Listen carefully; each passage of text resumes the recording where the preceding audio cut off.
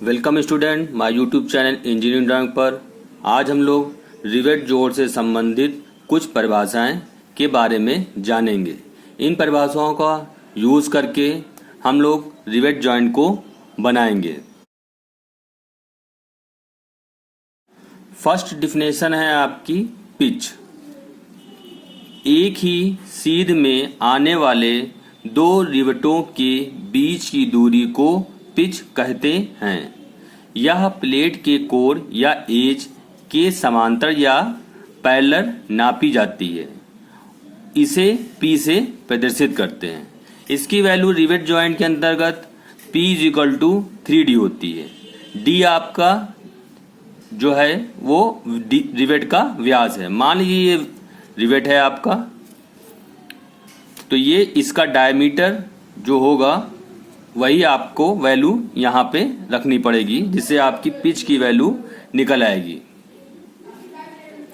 Pitch को अगर figure में देखा जाए तो आपका कुछ इस तरह दिखेगा।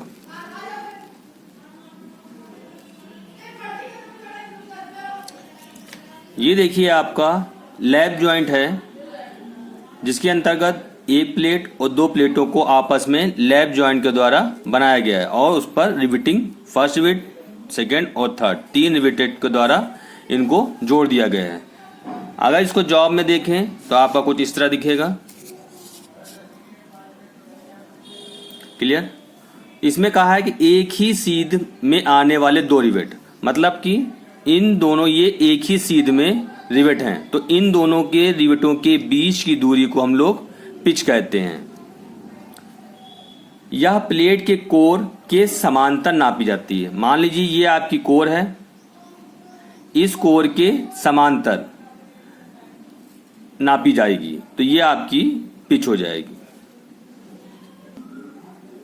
अब आप इसमें फिगर में देखिए, तो इस पॉइंट से इस पॉइंट, ये मान लीजिए दो रिवेट हैं, इन दोनों रिवेटों के बीच की दूरी को हम लोग पिच कहते हैं। इसकी वैल्यू आपकी आएगी 3D, या इस पिच के बीच की दूरी भी आपकी 3D, मतलब कि हर एक दो रिवेटों के बीच की दूरी आपकी 3D होगी। यहां से लेकर यहां तक भी 3D और यहां से यहां तक भी 3D होगी। अगर आप लोग इसी को बट जॉइंट में देखेंगे तो ये मान लीजिए आपका एक बट जॉइंट है। Clear? Single cover plate butt joint. इसके अंतर्गत भी आपका ये आपकी समांतर होगी, ये लाइन होगी, और इन रिवेटों के बीच की दूरी आपकी 3D होगी। इसी को हम लोग पिच कहेंगे। इस दूरी को हम लोग पिच नहीं कहते हैं, बल्कि इस दूरी को, ये जो समांतर होंगी, इसी को पिच कहते हैं।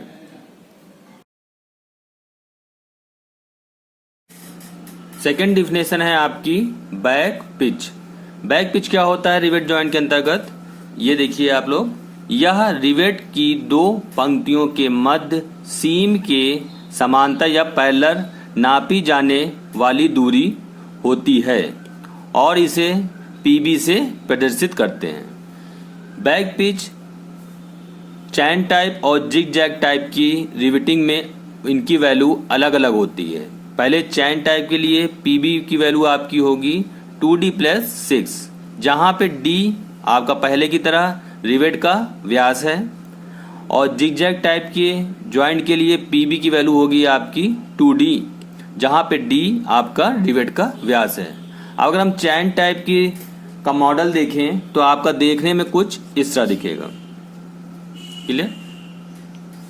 अब इसमें आपने ये देखिए, यह रिवेट की दो पंक्ति, मान लीजिए ये समांतर पैरेलल, ये पहली पंक्ति मतलब रो और ये दूसरी रो है, तो इन दो रो के बीच की डिस्टेंस को हम लोग बैक पिच कहते हैं। मान लीजिए ये रो और ये रो, मतलब इनके बीच की दूरी को हम लोग बैक पिच कहते हैं और इस दूरी को हम लोग पिच कहते हैं। चैन टाइप के लिए इसकी वैल्यू आपकी 2D+6 है। तो ये जो रिवेट जॉइंट बना हुआ है lap joint, double riveted lap joint, इसके अंतर्गत ये चैन टाइप का जॉइंट है, तो इनके बीच की दूरी आपकी कितनी होगी 2D+6। लेकिन अगर आप दूसरा जॉब देखें, ये है आपका जिग जैग टाइप का, जिसकी वैल्यू आपकी कितनी है 2D।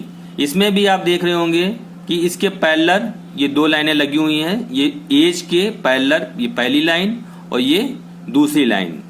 तो इन दोनों के बीच की दूरी जो होगी, मान लीजिए एक दूरी ये और एक ये, इन दोनों के बीच एक लाइन बनेगी। तो इनके बीच की दूरी आपकी होगी 2D। ये आपके जिगजैग के लिए है और ये आपके चैन टाइप के लिए है। इस प्रकार चैन टाइप के लिए बैक पिच की वैल्यू अलग होती है और जिगजैग जॉइंट के लिए बैक पिच की वैल्यू अलग होती है।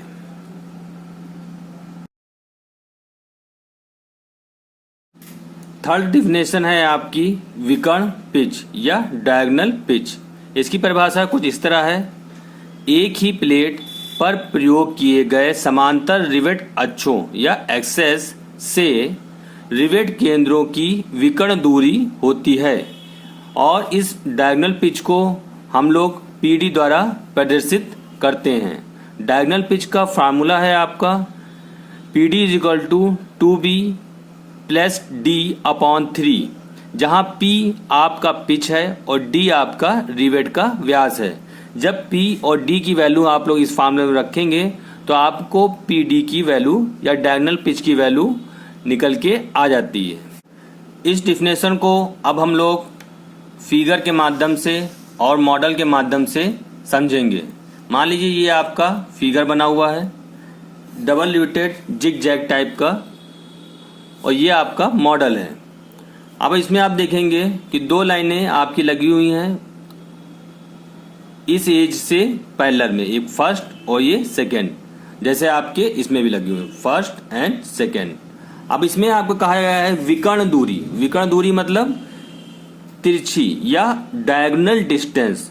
दो रिवेटों के जो समांतर आपकी रो लगी हुई है, पहली रो और सेकेंड रो, दोनों रो के बीच में जो तिरछी दूरी होती है उसे ही हम लोग विकर्ण पिच कहते हैं। जैसे आप फिगर में देख रहे हैं ये और ये दो रिवेट लगे हुए हैं, इनके बीच की जो तिरछी दूरी है या विकर्ण दूरी उसी को हम लोग डायगोनल पिच कहते हैं। जैसे इसमें भी क्लियर, ये दूरी मतलब कि एक रो के दूसरे रो की तिरछी दूरी, एक रो से दूसरे, और ये दूरी भी आपकी अगर देखी जाए तो ये भी आपकी PD ही होगी।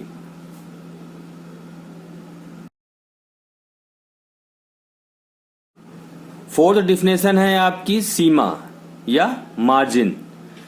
इसकी डिफिनेशन कुछ इस तरह है, यह प्लेट के निकटतम कोर से रिवेट छिद्र के केंद्र तक की न्यूनतम दूरी होती है और इसे M से प्रदर्शित करते हैं।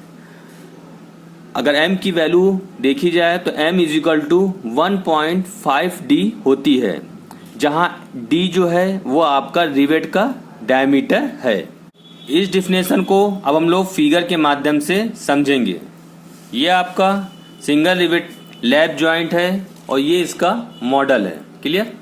अब मार्जिन होती क्या है, मार्जिन आपकी इस प्लेट के जो सबसे नीचे वाली एज होती है कॉर्नर, उससे इस रिवेट के सेंटर पॉइंट की बीच की दूरी को हम लोग मार्जिन कहते हैं। जैसे मान लीजिए ये आपके ऊपर वाली प्लेट है, जैसे ये रखी हुई है, उसके इस कॉर्नर से मतलब ये वाले कॉर्नर से इस रिवेट के सेंटर पॉइंट की बीच की दूरी ही मार्जिन कहलाती है, जैसे आपको इस फिगर में दिखाया गया है।